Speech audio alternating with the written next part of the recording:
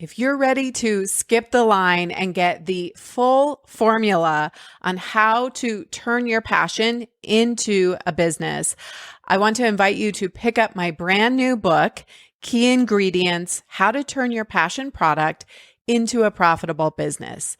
It's available on Amazon in paperback and ebook form. Go to keyingredientsbook.com or simply search it on Amazon. You know I love a great party, and I am throwing a special book launch party in July, and your ticket to get in is to go and purchase a book. All you need to do is forward the receipt, and I'll have the email in the show notes. This will be a chance to ask me anything about the book, about your business, about me, about writing a book. And I'm going to be doing some really fun giveaways, including giving away a 4-pack of VIP one-on-one strategy sessions with me. But to be entered to win that, you do need to submit a review of the book as well. And all you need to do is forward your review to the same email, and then you will be entered to win. Go to keyingredientsbook.com to get the link to go grab your copy, and then forward me all that info. We'll get you the registration link so you can join me in July for a fun book launch party. Welcome to Your Food Business Success. This podcast is for early stage entrepreneurs in the packaged food industry ready to finally turn that delicious idea into reality. I'm your host, Sari Kimbell. I have guided hundreds of food brand founders to success as an industry expert and business coach, and it's gotta be fun. In this podcast, I share with you mindset tools to become a true entrepreneur and run your business like a boss. Interviews with industry experts to help you understand the business you are actually in, and food founder journeys so you can learn what worked and didn't work and not feel so alone in your own journey. Now let's jump in. Hello, everyone. Welcome to the 150th episode of the podcast. What? That is just insane to me. And really, there's more than 150 because I've done bonus episodes, but 150 officially. So I am celebrating, doing a little dance over here, giving myself a high five. And it's just a cool thing, right? It doesn't mean anything about me personally, like I'm a better person or finally I'm good enough. It's just a fun thing to celebrate that I have shown up here every week for almost 3 years and given you guys so much value for free. And I love it. It's been a true joy to do this podcast. And I'm really proud of myself for starting it. I definitely had reservations.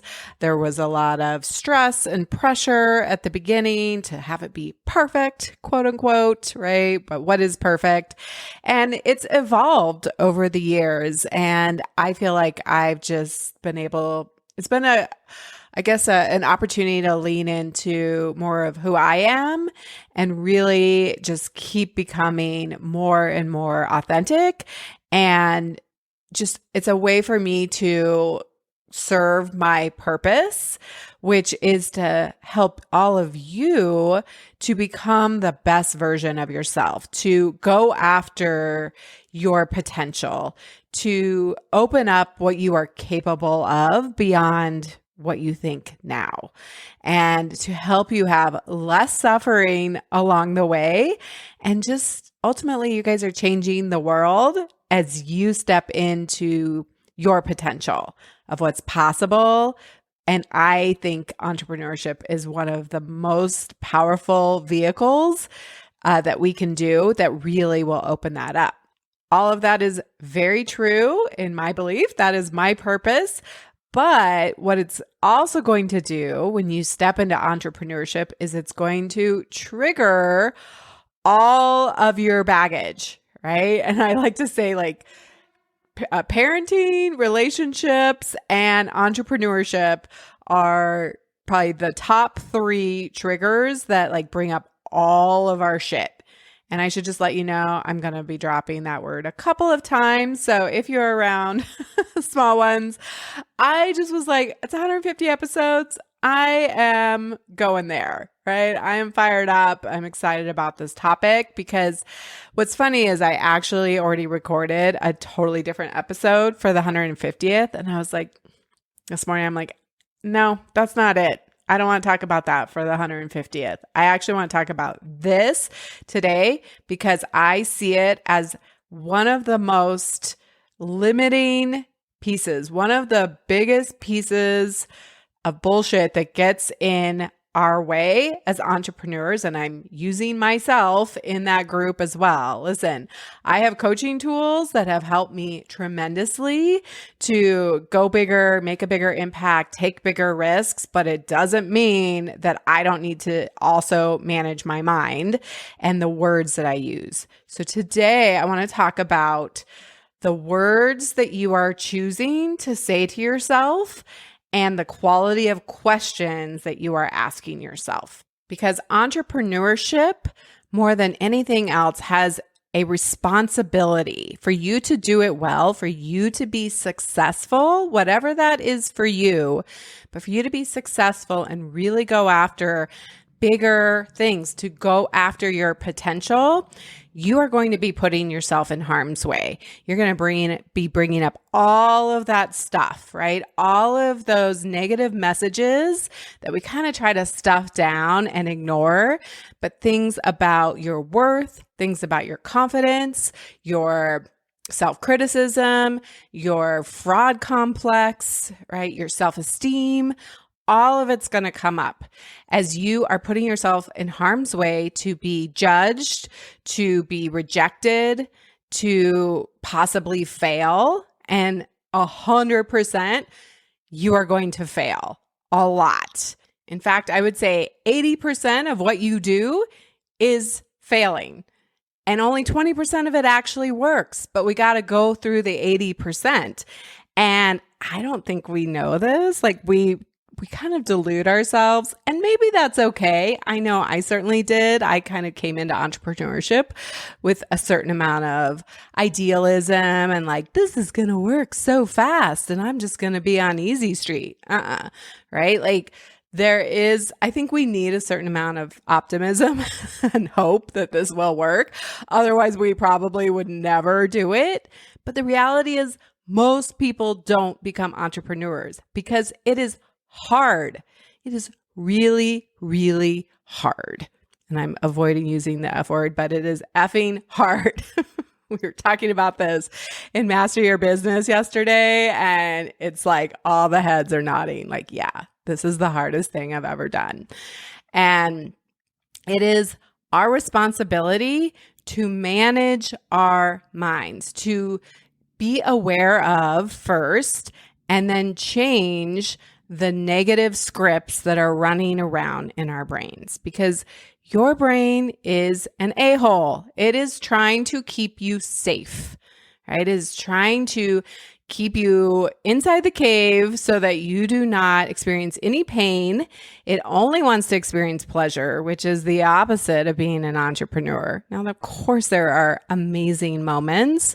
I just hit my 100 book sold goal as of today, which was so exciting. But then like, okay, that's awesome. But then you're like, okay, well, what's next, right? We're on to the next thing so quickly. And so, yeah, your brain just wants to have pleasure. It wants to feel good all the time. And it does not want to exert unnecessary energy, right? Because you might have to go run from a tiger at any moment. This is what our brains are doing.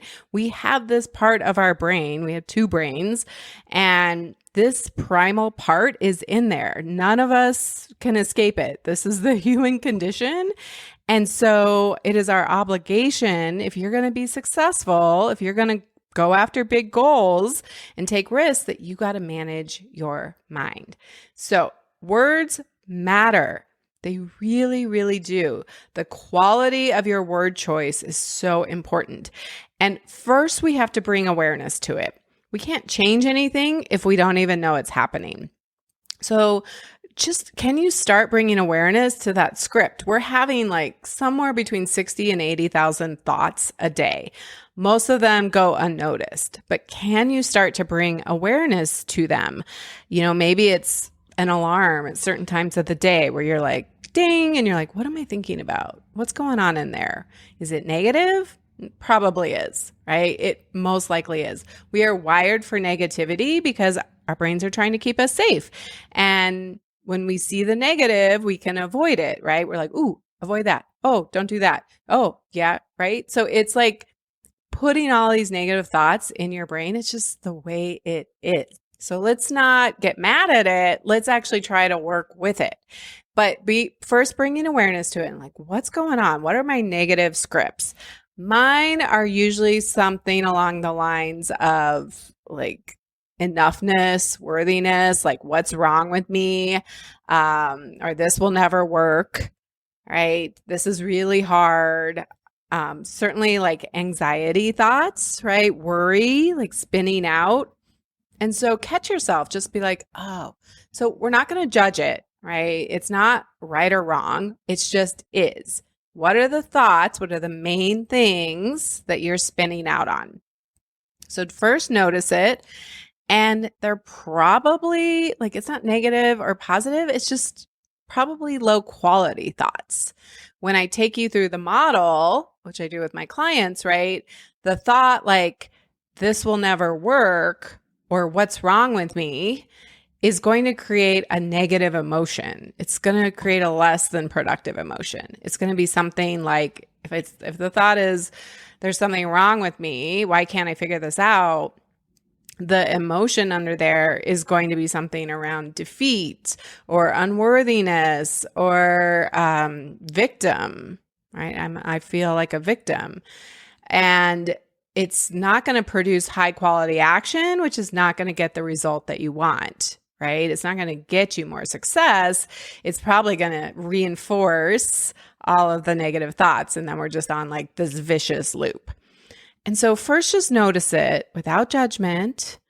And I'm going to give you some tools here in a minute that I use to help shift those thoughts gently, because we don't want to push against it. We don't want to be like, stop thinking that, stop thinking that. Like if I say, don't think about a pink elephant, what just came to your mind, right? I said, don't, but you thought about a pink elephant because that's what we do. That's how we're wired. So it's not about like, don't think that, don't think that, don't think that. First, we just observe it. We just let it be and we go, oh, there's that thought, right? Oh, there it is again. Interesting. I keep there's a theme here, right? There's this record that's like, it's kind of on repeat. I kind of keep thinking about the same things, the same negative thoughts. So become aware of it. Then I also want you to notice there's kind of just the thought, which has a period at the end of it. And then oftentimes though, there's a thought and then there's the meaning. And I'm not going to say often. I'm going to say always. There is a meaning behind it. It's like the thought has ellipses, right? This will never work, ... Fill in the blank of the meaning, the story that you are giving behind it. Because words are neutral. They don't have any power if we don't give them any. But what's probably at the end of that thought, if we follow it all the way through, it's like, this will never work, ... because I'm a screw up and I always get it wrong, or I'm never enough, or I can't ever figure it out.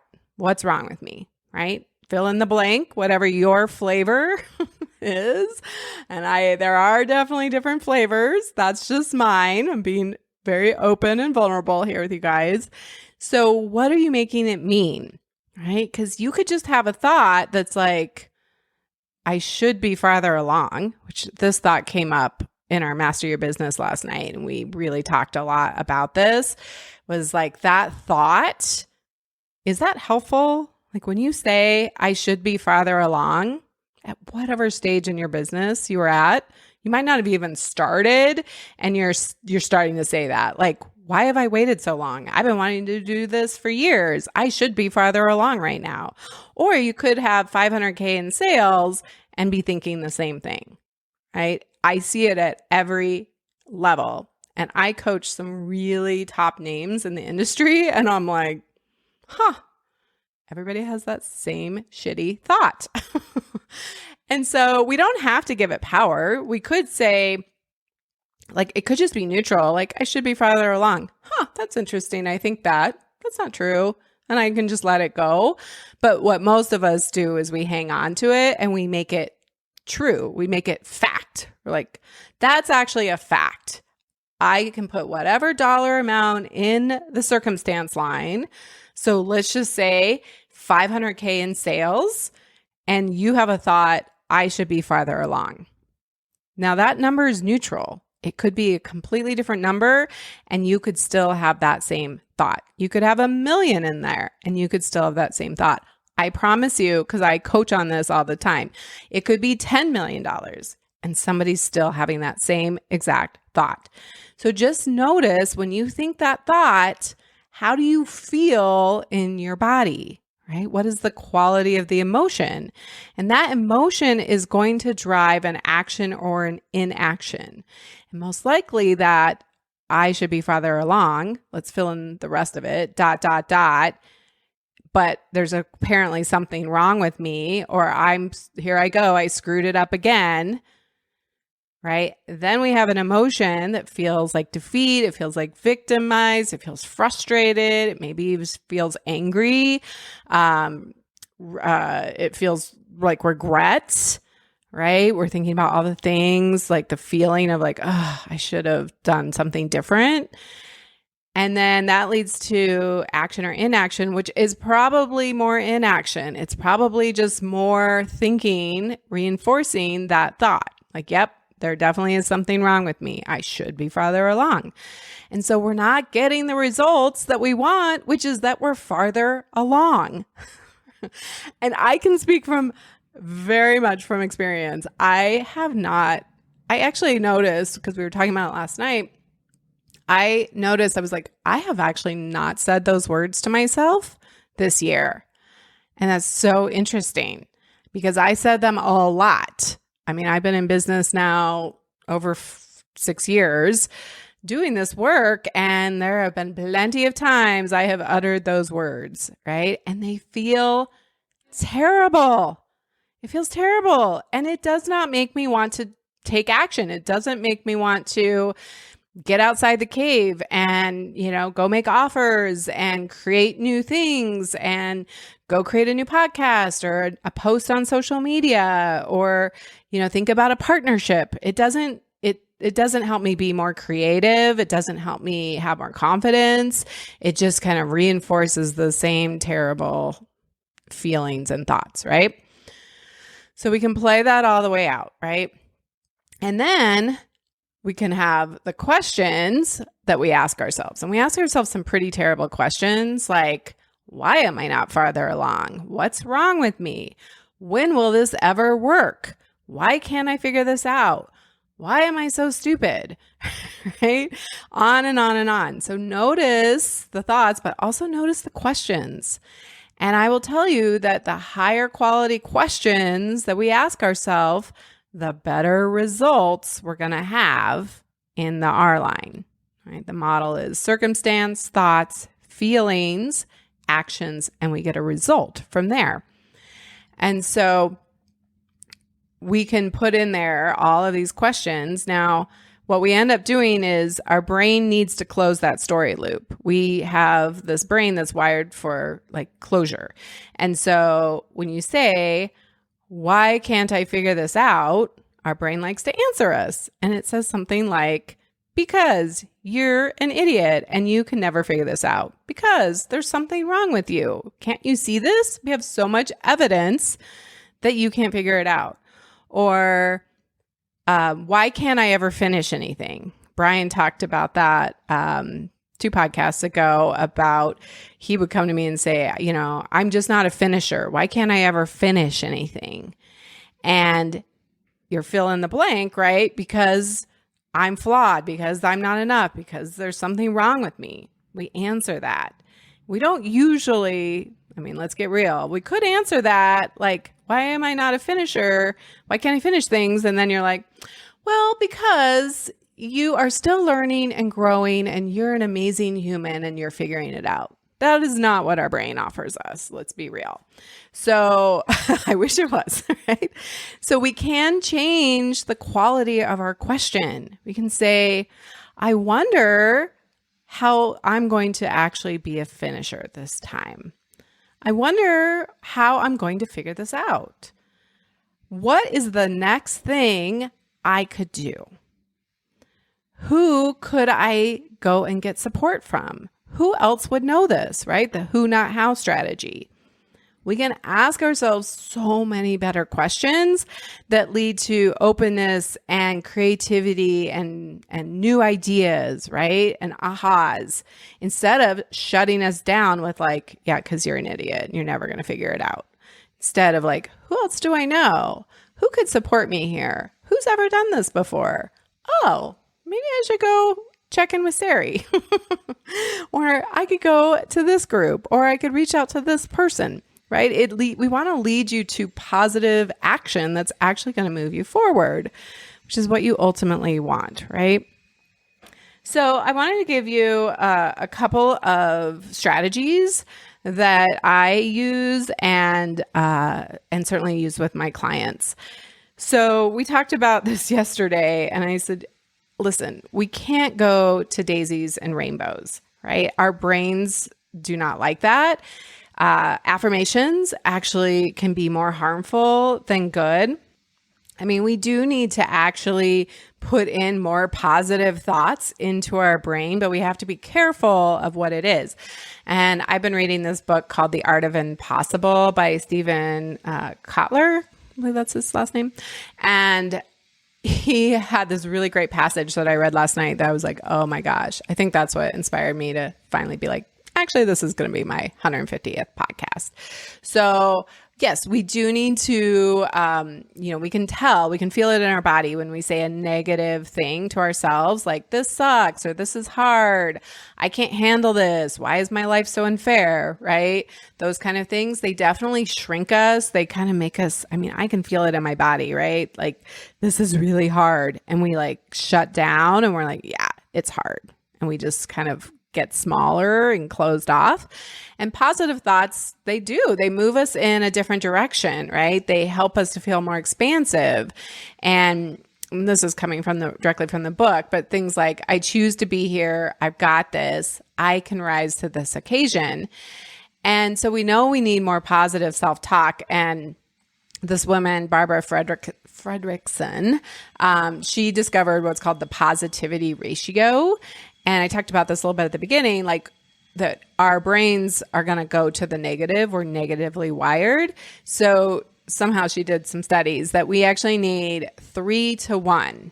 So for every negative thought that pops in our head, we actually need 3 positive ones that will kind of overcome that and the lack of inertia behind it and get us into like using those positive emotions. He says the full impact of positive emotions become unleashed.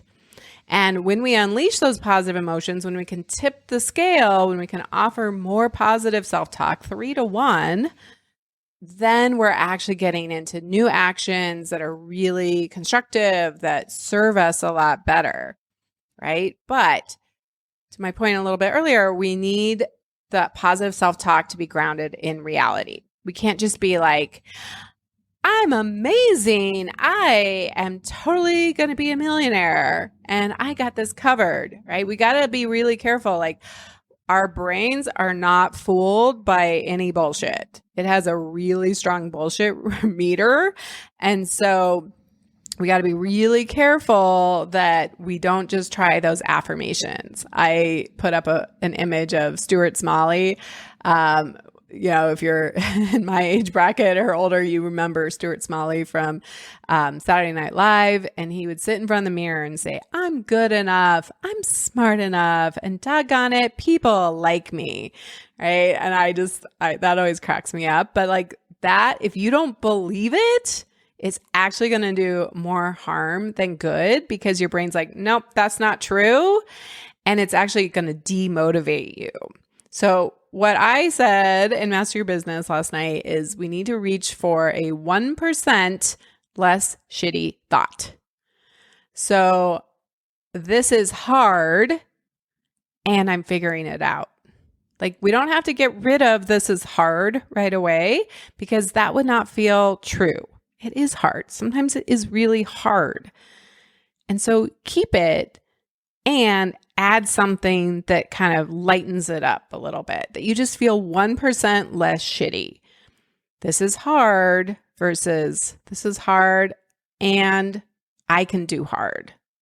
I have figured out hard, right? So we need to be really careful that we don't just jump to daisies and rainbows, that we find true thoughts. In coaching, we call them ladder thoughts. So it's just like, this is hard and that's okay. This is hard and I'm figuring it out. This is hard and I can do hard. I'm a badass. All the way to, okay, I got it. This is just one more thing. No big deal, right? Or I can handle this. We can move to where we want to be, but we got to first have it be grounded in reality. So find a 1% less shitty thought. Another way they talked about in the book is we need to keep reminding ourselves of stuff we know is true. There are times when you have overcome really hard things. Like, our brain just likes to offer us like a flat truth, right? You're such an idiot is like, it feels like a universal truth.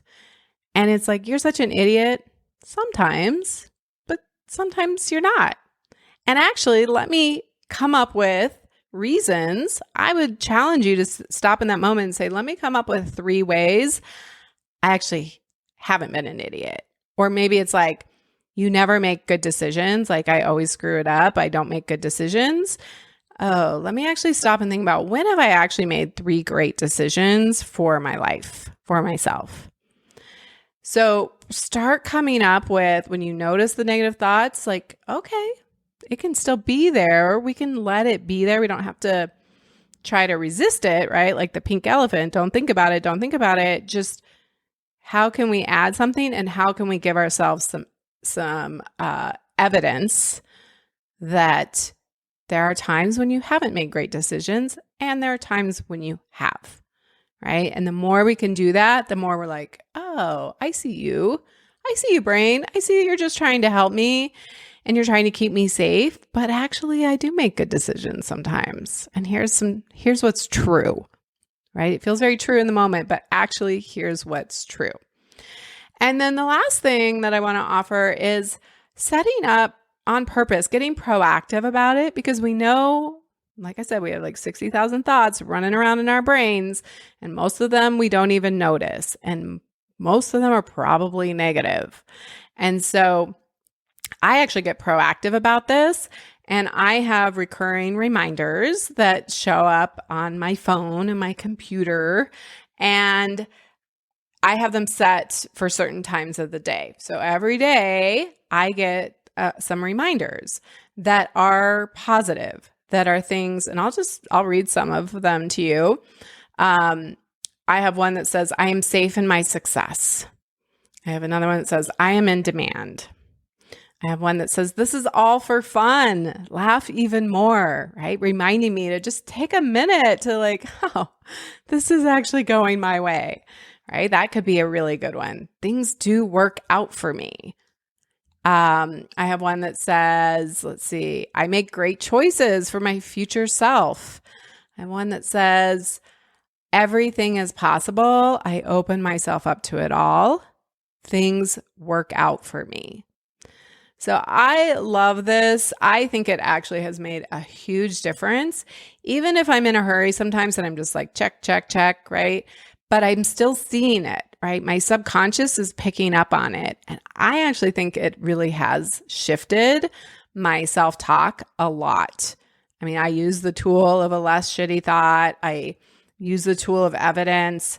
Certainly gratitude is a big one that can shift us out of ourselves. But I love these reminders. I think that they have been a huge over time, that compounding effect, right? Of just seeing it every day. And I mix them up sometimes. I change them around.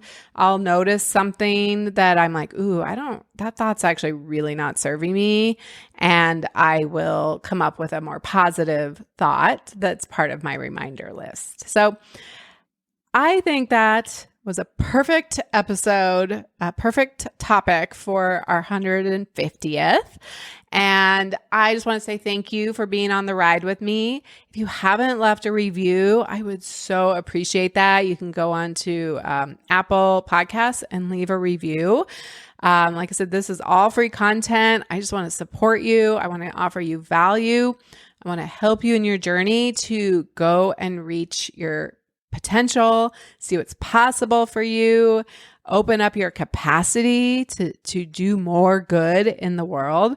So I really appreciate you leaving a review because it does help other people to find this. And if you're listening on YouTube, leave a comment, subscribe, right? All of these things really help us as entrepreneurs.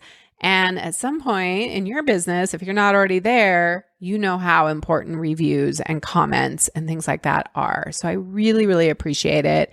Your engagement and participation is what so makes me want to keep showing up here every week, creating new content, interviewing amazing guests. And it's just been an amazing journey. So until next time, have an amazing week. The smartest thing you can do as an entrepreneur is to invest in a who to help you with the how, to speed up your journey and help you skip the line. When you are ready for more support and accountability to finally get this thing done, you can work with me in 2 ways. Get me all to yourself with one-on-one business coaching, or join Food Business Success, which includes membership inside Fuel, our community of food business founders that includes monthly live group coaching calls and so much more. It's one of my favorite places to hang out, and I would love to see you there. Go to foodbizsuccess.com to start your journey towards your own food business success.